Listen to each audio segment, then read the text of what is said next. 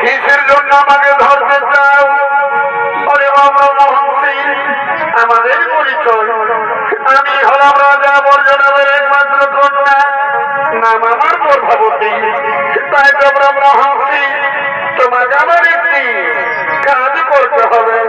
হ্যাঁ হ্যাঁ কন্যা, বলো তোমার কি এমন আমাকে একটি কাজ করতে হবে?